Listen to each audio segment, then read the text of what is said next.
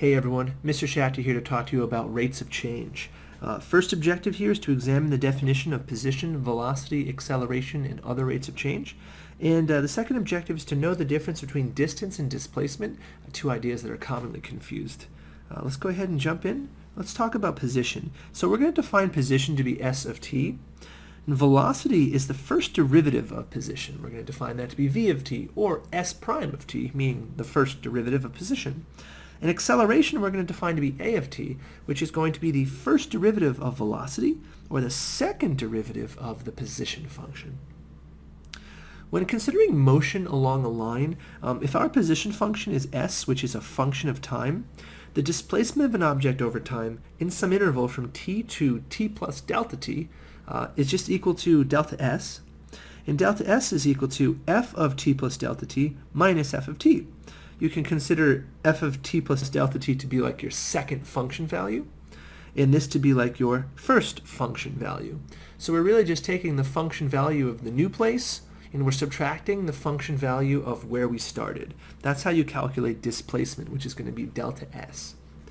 Average velocity is known as the displacement over the travel time, which, using our notation, is delta s over delta t, which is just this definition of delta s from above, divided by delta t.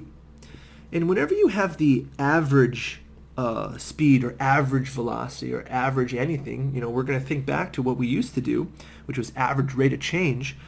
Just a really big fancy way of calculating slope. This formula up here is really just y2 minus y1 over x2 minus x1. And that's to calculate the average velocity. So when you see that word average, what we're just doing is we're calculating the slope or the rate of change by just doing y2 minus y1 over x2 minus x1. So average, no derivatives yet, no derivatives. But then we introduce the instantaneous velocity. The instantaneous velocity is the derivative of the position function with respect to time. Specifically, the velocity at any point t is equal to ds dt, which stands for the derivative of position with respect to time, which is the limit as delta t approaches 0 of f of t plus delta t minus f of t over delta t. And this obviously is our definition of our derivative formula, so it looks quite familiar. The speed is the absolute value of velocity, which is just the absolute value of ds dt, which is the position, the derivative of position function. Velocity can be negative, but speed can't. You don't say you're driving down the highway at negative 13 miles an hour. First of all, I hope you're not going regular 13 miles per hour down the highway. But if you're going negative 13 miles per hour, you got some more problems there. So speed is always positive, but velocity can be positive or negative. Okay. Acceleration is, of course, the second derivative of position, or the first derivative of velocity. The notation we use is either dv dt, meaning the derivative of velocity with respect to time, or this notation right here, which is d squared s dt squared. And specifically what that notation is if we took like the derivative with respect to time of the position function, which is the s function, but we'd have to take the derivative of its derivative, so it'd be like ds dt. So this right here is like your velocity, and we're taking the derivative of velocity to get acceleration. And so the notation, on the numerator you have d ds, which is d squared s. This stands for the second derivative of position. D squared is second derivative, s is the function, position. In the bottom you basically just have dt squared. You're taking the derivative 2 times, dt dt. And we kind of just drop the parentheses for notation's sake, and we say that the second derivative of a function, right there, is known as d squared s over dt squared. So this and this mean the same thing notationally. Okay, they both stand for acceleration. Talking quickly about free fall or gravity, when air resistance is absent or not really relevant in our problem, the only force acting on a body is gravity, then we can assume that position equals 1/2 gt squared, where s is the distance, t is the time, and g is the force of gravity. And as you guys may remember, gravity can be written a couple of different ways. First of all, it could be 32 feet per second squared, 9.8 meters per second squared, or 980 centimeters per second squared. So we use a lot of these in our problems. And you might remember or recall that from pre-calc or algebra, these look really familiar in our problems involving particle motion. Shoot a rocket up in the air or something like that. We usually have some type of variation of 16t squared or 4.9t squared in our problem. So just something to think about. So let's have a conversation about displacement versus distance. If let's say you move 5 meters backwards and then 5 meters forward. So let's just draw here's the starting point 0, and let's just draw a little stick figure guy. Hey, how you doing? So the idea is if you move 5 meters backwards, so you go like 1, 2, 3, 4, 5 meters backwards, and then 1, 2, 3, 4, 5 meters forwards. You actually are right where you started. So your displacement is 0, because displacement means how far out of place you are. But the distance traveled is actually 10 meters, because you have to account for the 5 meters you went backwards and the 5 meters you went forwards. So distance is kind of known as how much ground an object is covered. So how many spaces did you actually move in that experiment, or let's say the particle is moving in that direction. How many spaces did it actually move? Okay. Let's look at an example. This example, we're going to let the position function be here, and we're going to be considered only between 0 and 8. And we want to know, what is the object's displacement? Well, in order to calculate the displacement of the object, all you have to do is calculate f of t plus delta t minus f of t. And that gives you this variable delta s, which is our displacement variable. So the displacement delta s is equal to f of, now it's going to be t plus delta t. So the original value of t is 0, and the change in time is going to be the end of the experiment. We're going to go for 8 seconds. So specifically, the first value is just going to be f of 8. And then from that, we're going to minus the original value, f of 0. And this is going to tell us how out of place we are from where we started. And to get some help, I'm going to minimize this application and use our trusty calculator. So I put this into y equals before I started streaming the video, so I didn't have to waste a second. So let's go ahead and calculate. We're going to do vars, y vars, function y1. We're going to evaluate it at 8.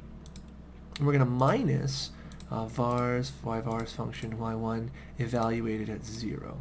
And this is going to tell me that the object is exactly 2,304 units out of place. So 2,304 units from where we started in this experiment. Let's compare that to the distance traveled.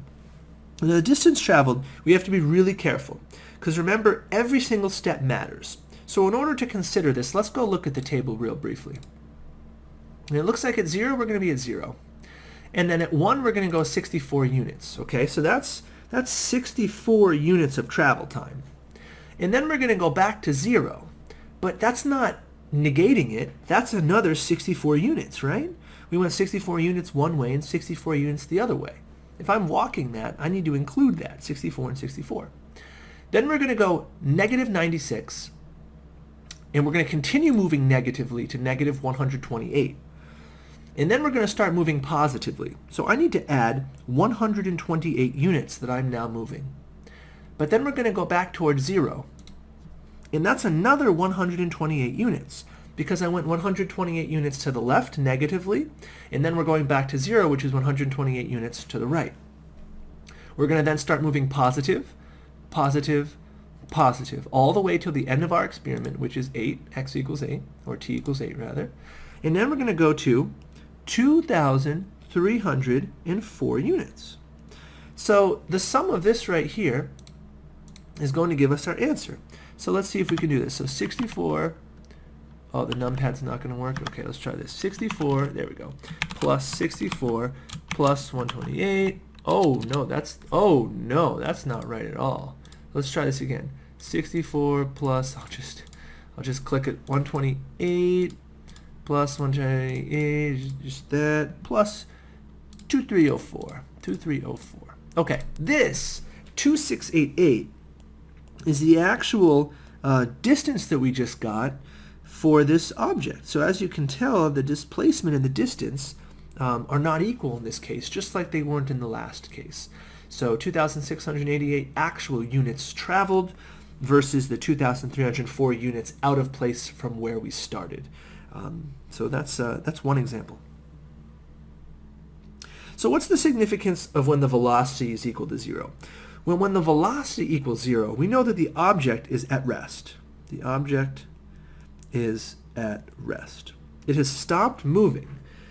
So interestingly enough, this is when you should check for a change in direction, okay?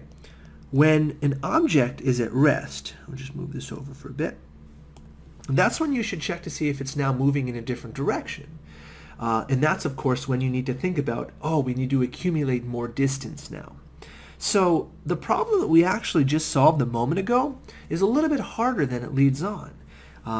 Because we can't assume, like if I go back to my table, we can't assume that right here at, let's go back to the beginning, right here at the beginning of the problem, it goes from 0 to 64, right? And then back to 0. But how do I know if at 1.1 it goes to 65, then it goes back to 0? So I unfortunately, I don't know that by just looking at the data table right here in the calculator. The best way to do this is to calculate when the velocity of the function is equal to 0.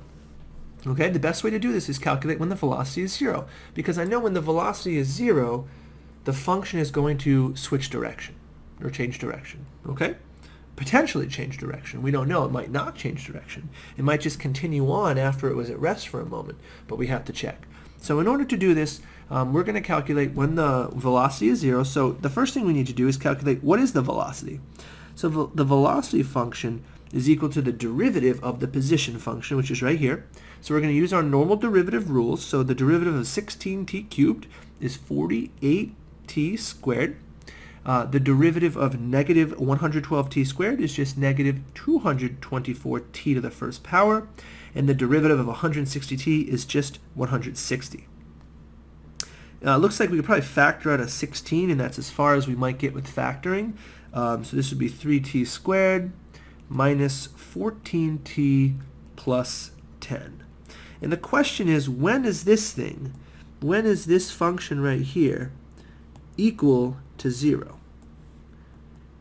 This polynomial I don't believe is factorable, so we'll have to either use the graphing calculator, or we could use a quadratic formula or complete the square to find the answers.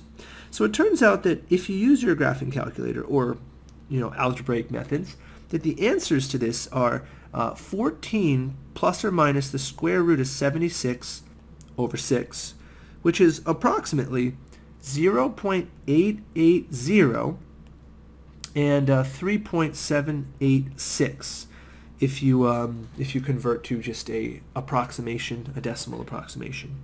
All right. So if we go back and look at our experiment, we were assuming that the particle changed directions goes up to 1, and then it changes directions and goes backwards to get back to 0. Well, actually, the particle changes directions at 0.88. So there were actually some units that were not accounted for. The distance of that particle is not actually 2,688 units from 0 to 8. It turns out, if you use your graphing calculator and examine the position of the particle from 0, we'll do this in different color, from 0 point, we're just going to do 0 to 0.880, and then you find that number and you add it all together, and you add to that the accumulation of distance from 0.880 to 3.786, and then you add to that, and we're going to scooch this over just a bit, add to that, the distance from 3.786 all the way to 8, the end of our experiment. And if you add these numbers together, you'll get the actual true value, which if you want to try to get it yourself, the answer I stored in A, and it was 2,893 1/3. So that's the true distance, and you can only find that by figuring out when the object is at rest, when does it actually change directions, and that's by setting the velocity equal to 0. Okay.